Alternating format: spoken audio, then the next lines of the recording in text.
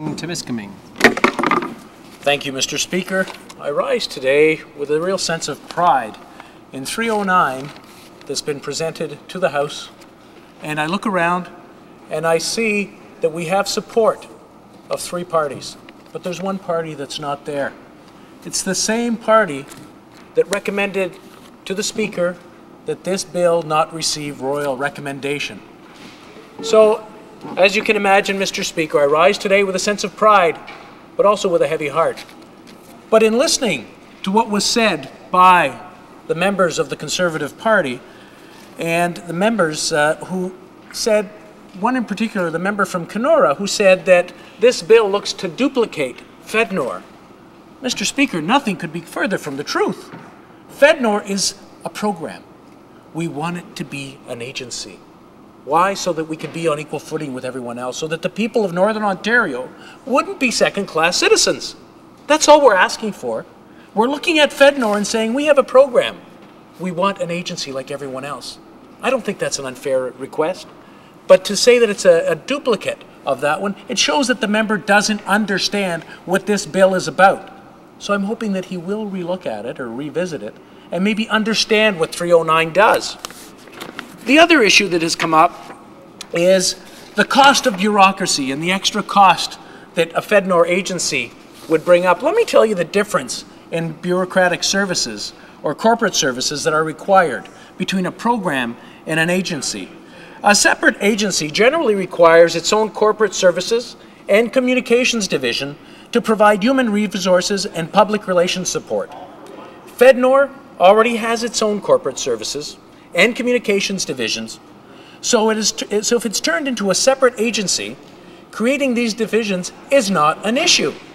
FEDNOR currently employs 140 people, 140 civil servants throughout Northern Ontario. Now, they say a program is just as good. Well, Mr. Speaker, a program is not just as good as an agency. The difference between an agency and a program is a part of Industry Canada. It's buried in there. Whereas with an agency, it reports to a minister and it reports to Parliament. Any change in its mandate has to come through Parliament. Any change in anything major with it, if it has to be eliminated, it has to be voted by all the members of Parliament, not just the minister who decides to, on a whim, get rid of a program that would really hurt Northern Ontario. Mr. Speaker, when I look at a program and I look at an agency, I wonder why Atlantic Canada's Opportunity Agency is an agency. Why Canada Economic Development for Quebec Regions is an agency, and Western Economic Diversification is an agency. Even the two new agencies developed. Why? If this government thinks that a program is just as good as an agency, why did he just not have two new programs put in place?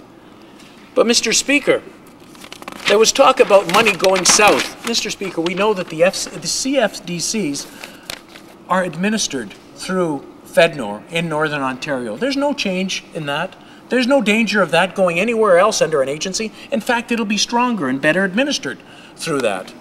So when I hear these misleading statements coming from the Conservatives, I'm hoping that they'll be able to look at it and look at it objectively and change their mind and maybe withdraw their request that the royal recommendation not be given. Because really, it is a slight against all the people of Northern Ontario. So, Mr. Speaker, in closing, this is not about extra cost. It's not about extra bureaucracy. It's about providing security throughout Northern Ontario with regional economic development, something that the people of Northern Ontario deserve and should have in the form of an agency. And it's not about fighting about what one area should have or another area should have. It's about being equal right across. And right now, the people of Northern Ontario are not as equal as everyone else. Sir, we feel like second-class citizens in our own country, and I really don't think that is a Canadian thing, a Canadian way to live. Thank you. 2019